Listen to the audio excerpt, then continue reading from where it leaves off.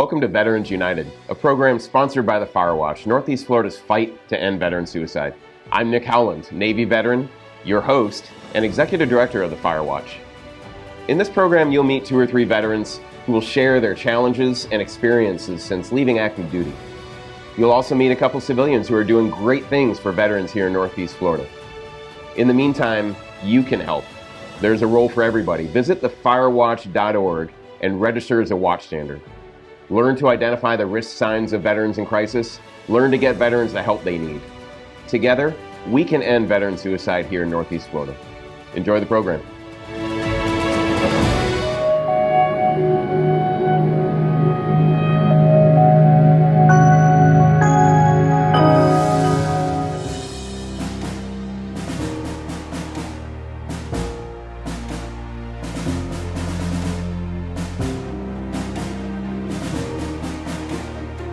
Welcome back, everyone, to the 5-Minute Salute. We're honored today to have John Durrett with us from the U.S. Bank.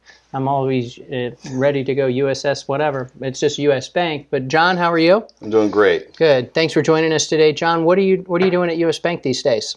Right now, I'm a team manager for a group of project managers for U.S. Bank. We handle everything from the thought process from, hey, we need this project, we need this thing executed, through the development, testing, deployment, and verification and production. Outstanding. How long have you been with U.S. Bank? I've been at the U.S. Bank almost 5 years now. Wow. And, I was looking at your resume before we started, and you've got your MBA degree as well.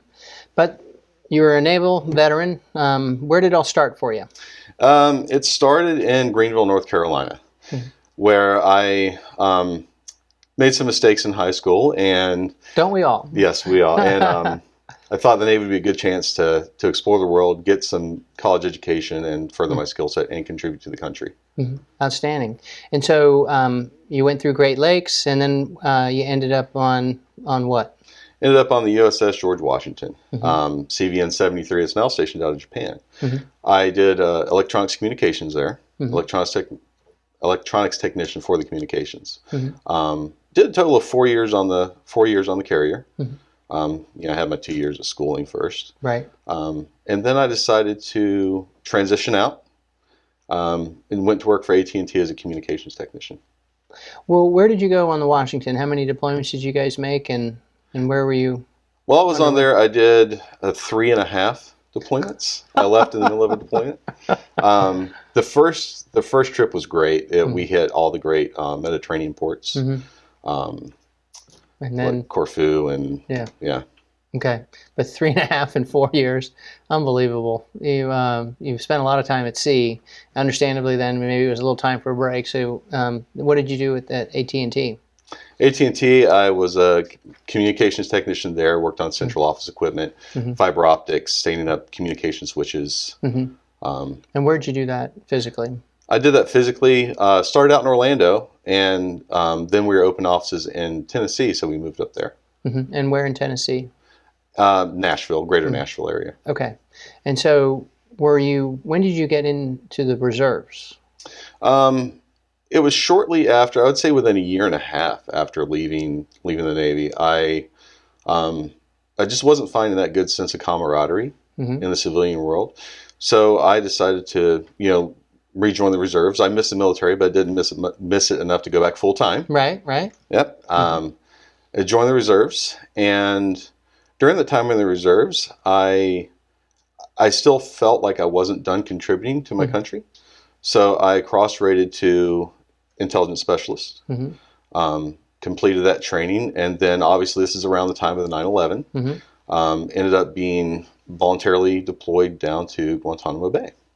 And how long did you spend in Guantanamo Bay? I was there for a total of 7 years, with 1 year as enlisted, mobilized, and then I just liked it so much, I wanted to come back and continue serving. Greatest gated community in the Caribbean. Wow. That's amazing. I've been there a few times, not that I want to go back, but for you to spend 7 years there. Now, were you married that entire time? I was. Okay. And you enjoyed it. and there are people that enjoy it, and I just make fun of that. But it's we have spent a lot of money down there, right, to develop it, and so it's a little different than the time I went in 1984 with the movie theater, the outdoor movie theater and the golf course that was not very good. And I think because of its importance in our country, we've been able to build it up. So I guess you were able to find a lot of things to do and enjoy. Is that right? Absolutely. If you were bored down there, it was your own fault. You could rent boats for cheap, go out on the bay, spear fishing, scuba diving. They had 4 gyms. It was, it was great. It was full time, and I was fortunate enough to be able to have my wife down there with me. Right. And then, so after 7 years, you decided time to come back to the mainland. What happened next? Well, what happened next? My wife found out her mother was in ill health, and her parents lived in the St. Augustine area. So we decided it was time to come home and enjoy what time we had left. So that's where she was able to get on with the local company in St. Augustine. Great company, still there. And I had to reinvent myself a little bit, simply because there wasn't much call for my occupation in the greater Jacksonville area. But you were able to do that, and how did you do that? I did that first, but I found the most challenging course in my MBA was finance.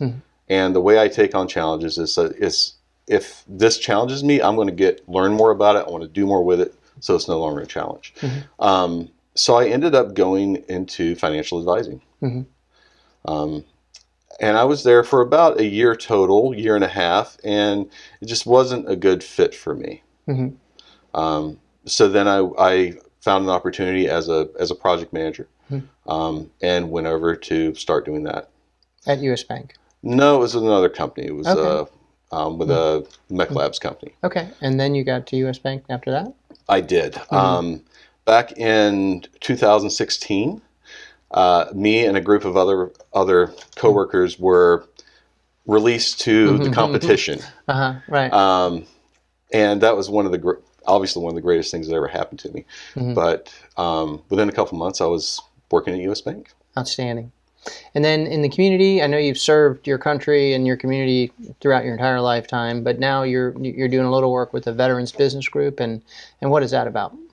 Veterans Business Group at U.S. Bank, they are a group of veterans that are really there to support each other, further veterans causes, and with all the national holidays, Veterans Day, Memorial Day, we do have speakers come in and speak to those causes. And we actually have some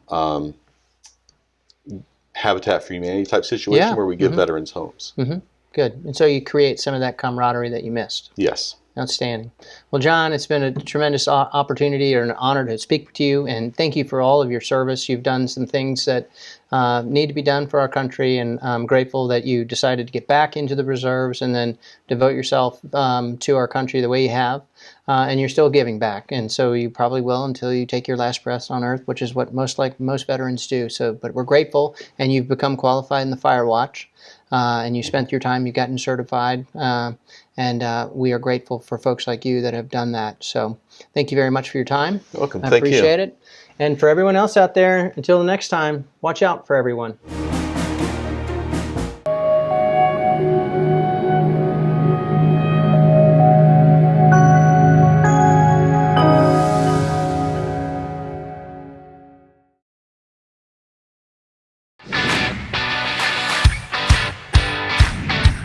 From Studio 3 at Buzz TV, it's The Horse's Mouth with Tom McManus.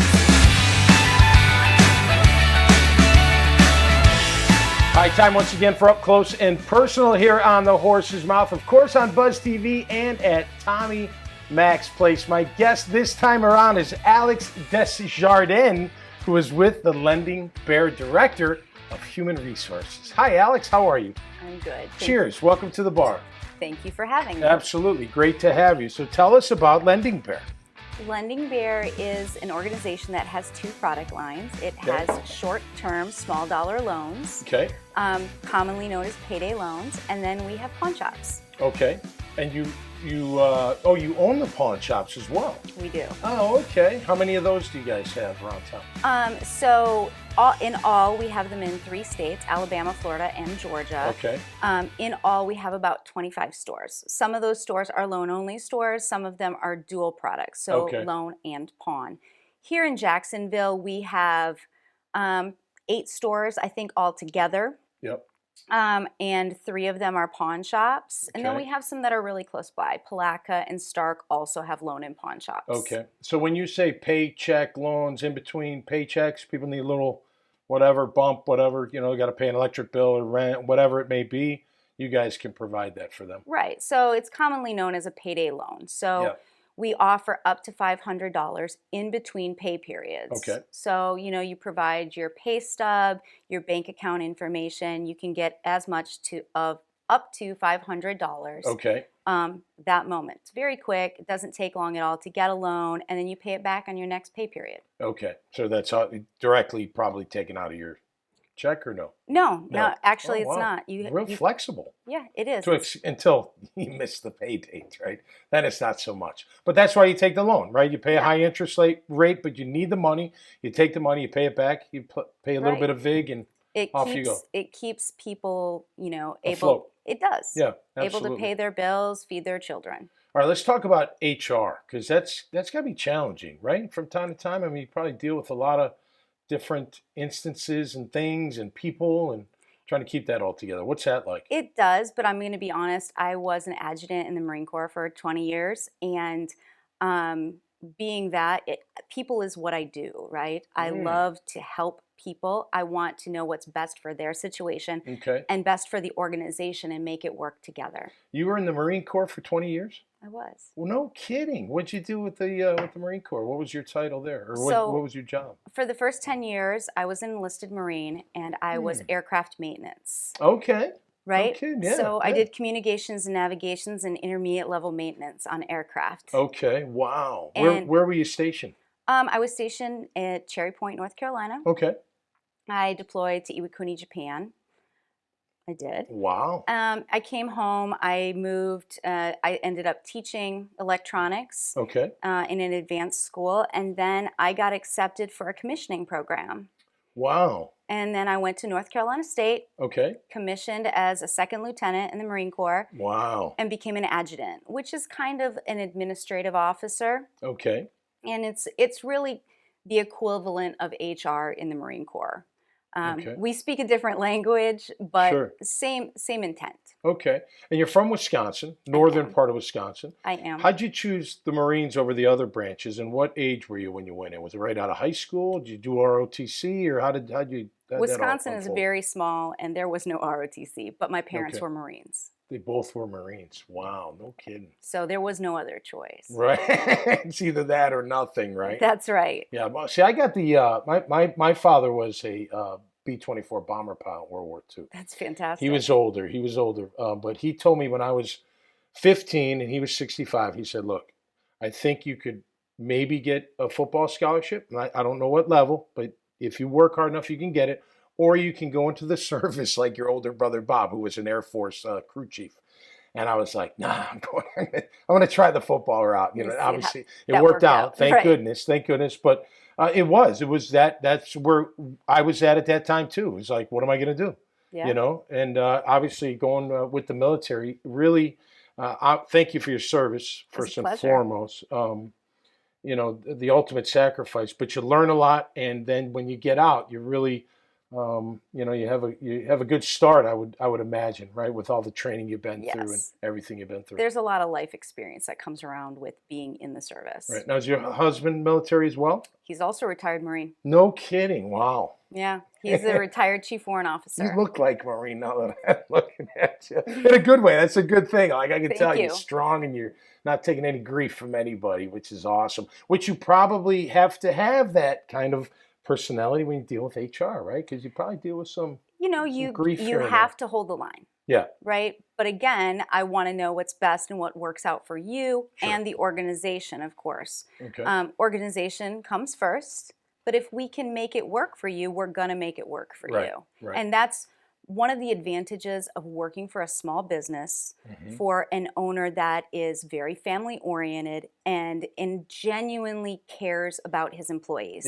Yep. That's number one. It is. And You I gotta- can you say gotta that. show that. Yep. Right? My sister actually owns a small business here in Jax too, just down the street. She Okay. owns the Flame Broiler. Okay. And so I saw what she was presented with for problems and challenges, and I was automatically in love with the small business, and I really wanted to get there, and it worked out for me. Yeah, that's fantastic. And you got to deal with people, right? You got to have some empathy. You got to have some flexibility. You got to be a good listener. You do. In your role, right? I mean, well, everybody, but I'm just saying for your role, you need all those traits to be successful. Yes, absolutely. Has it changed? I didn't mean to cut you off. Has HR changed? Just the way it's done recently, or is it kind of all the same? Or I think that we've evolved. A lot of things are online now. I can do a Microsoft Teams video chat in order to onboard employees, right? Rather than having to have them come into the office, right?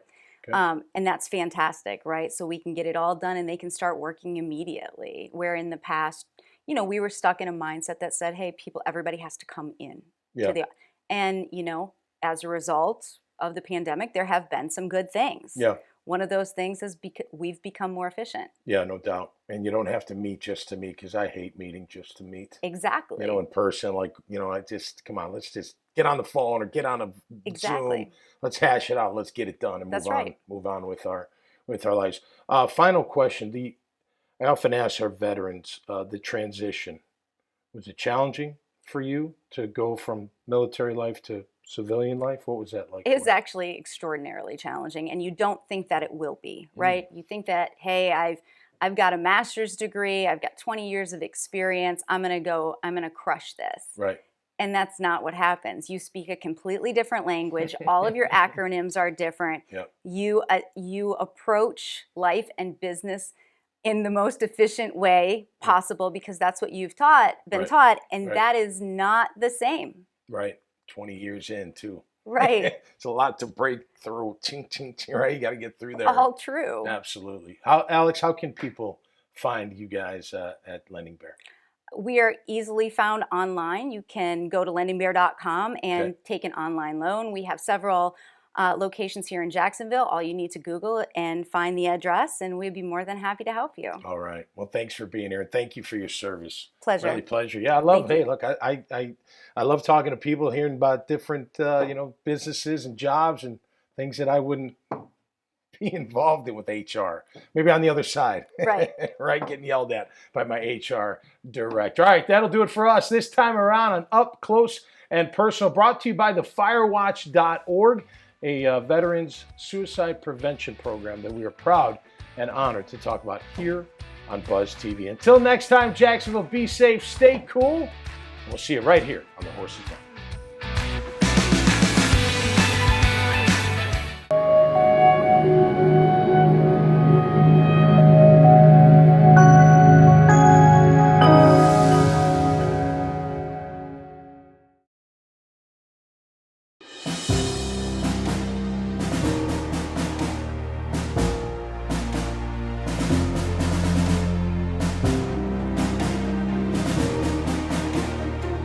Welcome back, everyone, to the 5-Minute Salute. Today, we are honored to have Emilian Davis from JDX Consulting. Sir, how are you? Pretty good. How about you? I'm good. It's great to see you. And so what are you doing these days? Well, these days, working out, just trying to really get myself back involved, especially with the pandemic, keeping everybody in the house. Mm-hmm. Well, at the current moment, I am operating as a senior consultant for JDX Consulting, a small financial services management consultant firm, about 400 people based out of London. We work with financial institutions both on the operations side, typically with banks, and also on the technology side, especially when it comes to lenders and trading companies, like currently, one of the larger boutique houses up in New York. We're actually dealing with them as of late. Me, I'm on the operations side, working with an investment bank in the area, and working as a distressed trades closer. Well, working in the stance with distressed trades closers. So, lending my expertise to them for the second time in a row. Sounds complex and technical. There's a lot of moving parts involved with it. Right. Yes. Awesome. And you're a Navy veteran, correct? Yes, I am. 6 years. Where did it start for you with the Navy? It actually started here. I was originally from Valdosta, Georgia. My MEP station was here. Flew out on July 12th, 1999 to Chicago, Illinois, Great Lakes.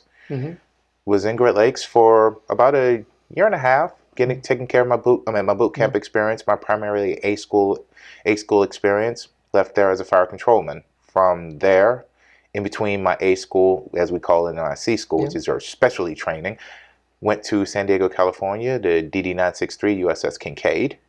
Not DD-963. Somebody's going to get really offended when I say that. The DD-965 USS Kincaid. Right. I was there for 7 months on a temporary duty status. That was in 2000. I believe it was January 2000. Actually, yes, it was January 2000 to July 2000. From there, I went to Dam Neck, Virginia Beach, where I was getting my specialty school, Mark 86 gunfire control system, 5-inch guns on the old Spruance class destroyers. I was there until August of 2001, where from there I was actually transferred over to the USS Spruance, which was in the Mayport Basin until it's decommissioned.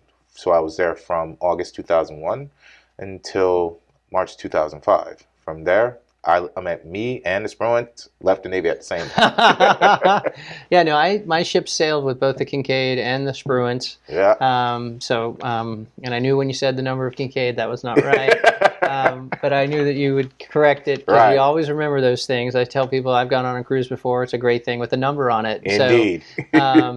So then when you left the Navy, what did you do next? Once I left the Navy, I will admit that I had a little bit of an identity crisis. I joined the Navy fresh out of high school. FCs are rather confident. And of course, I was firing a pretty large gun. So I get out and I'm thinking to myself, like, do I want to be a tech? Kind of not really. I really want to go to college, but how do I get there? I didn't know anything. I was fresh out of high school. Well, like I said, fresh out of high school. Everything I know about looking for jobs and networking and things of that nature, which would actually be a byline for about 10 years, was fill out an application, work where you got to work. So my first job out, I was working right next door to the zoo over at Gate Concrete. I was hopping up and down concrete structures, rigging them for transfer. As a matter of fact, I was partially responsible for loading up the parking garages at the college that I would end up going to. That's great. Small world. Yeah, indeed. So from there, I left there about 7 months later. And I kind of got myself directly into sales and retail. I realized I was a fast talker, as I kind of prove right now. So I'm a bit of a fast talker. I can convince people to do things. So my first job, I was going door to door selling vacuum cleaners for Kirby. I was there for about 8 months. Figured it was time after that. Moved back down to Fort Lauderdale. And as I mentioned, just same status, working retail, sales, mostly at the time cell phones, and then eventually I ended up at a call center where 4 years after I got out, I realized if I keep this track going, I'm just going to spin my wheels. Let me go to school. So you ended up going to Florida International University and getting your degree? Yep, BBA in International Business, absolutely. Outstanding. And then came back to Jacksonville, and there was actually another gap. Remember, I told you that I didn't know much about networking and filling out applications, and especially didn't know anything about my identity.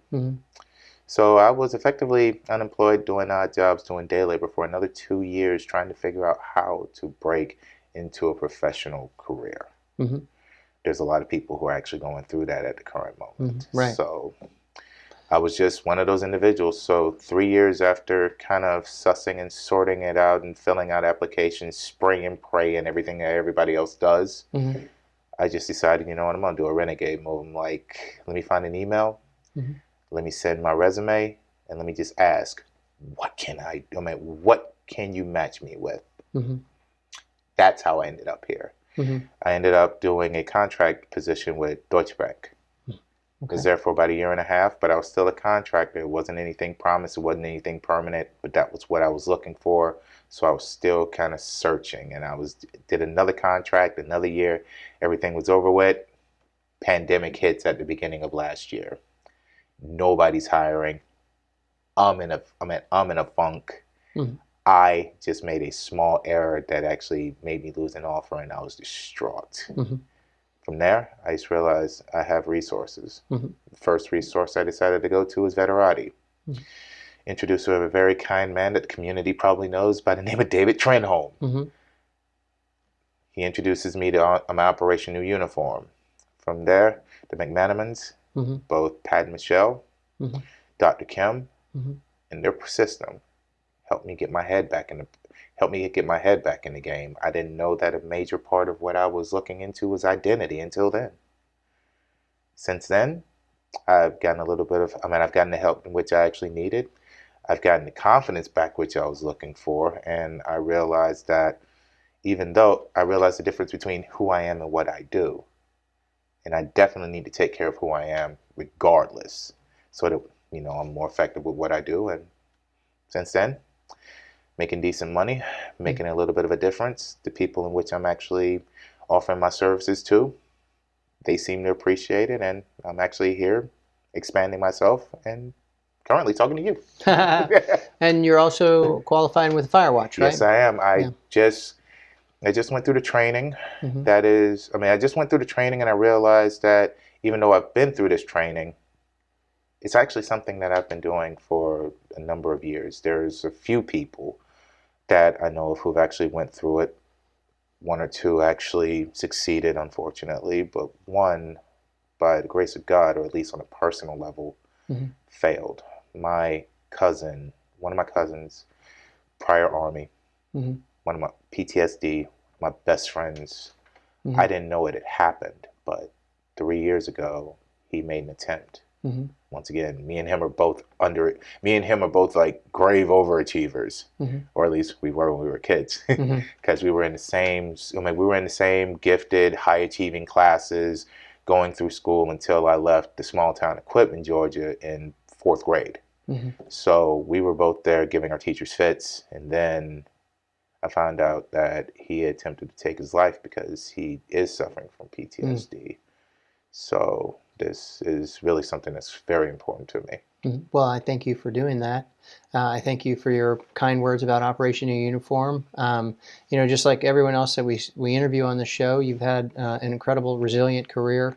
You've served your country and you've served your community, and we're grateful for that. So thank you very much for your time. Thank you very much. And for the rest of you, keep watching out for each other.